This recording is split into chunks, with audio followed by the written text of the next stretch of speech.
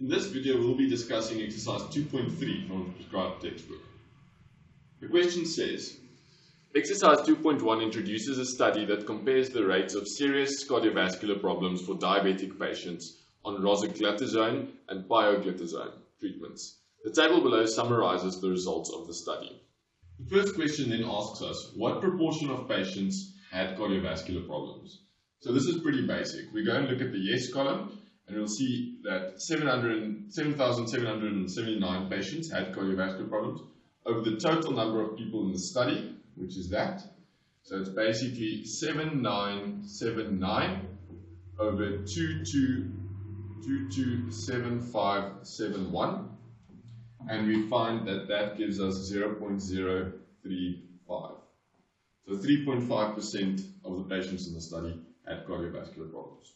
Question B then says, if the type of treatment and having cardiovascular problems were independent, about how many patients in the R group would we expect to have cardiovascular problems? So in the previous question, we already calculated the proportion of patients with cardiovascular disease. We now just need to multiply this value with the number of patients in the R group. So it's basically 0.035 times the total number of patients in the R group, which is 67593, and that gives us 2,370. And that's the expected number of patients. Next, we consider question C.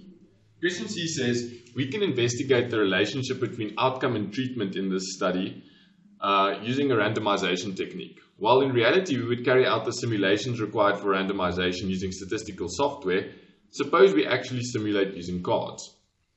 In order to simulate from the null hypothesis, which states that the outcomes were independent of the treatment, we write whether or not each patient had a cardiovascular problem on cards, shuffled all the cards together, then deal them into two groups of size 67,593 and 159,978.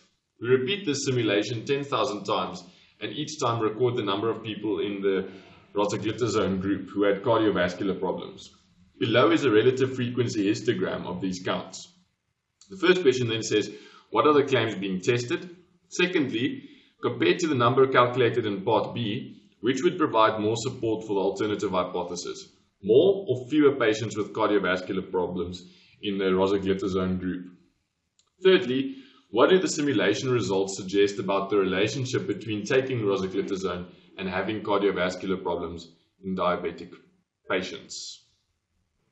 So the first question asks, what are the claims being tested? And we do this in the form of a null and alternative hypothesis.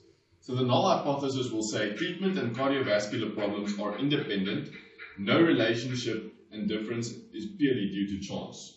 The alternative hypothesis then says treatment and cardiovascular problems are not independent and there is a relationship and difference is not purely due to chance. The next question then says, compared to the number calculated in part B, which would provide more support for the alternative hypothesis, more or fewer patients with cardiovascular problems in the rosiglitazone group?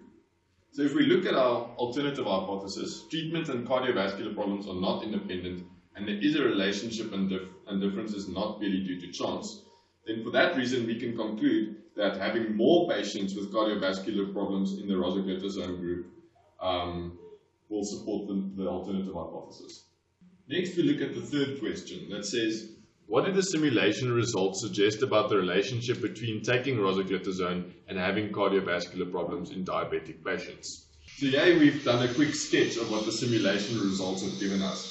If we look at the number of patients that took rosiglitazone and had cardiovascular problems, we'll see from the table that that was 2593. If we go and plot this on our simulation results here, we'll see that this will be somewhere around there. As you can see, most of the data that the simulation gave us falls beneath this point, and therefore there's very strong evidence that we can reject the null hypothesis and conclude that rosiglitazone does contribute to cardiovascular disease.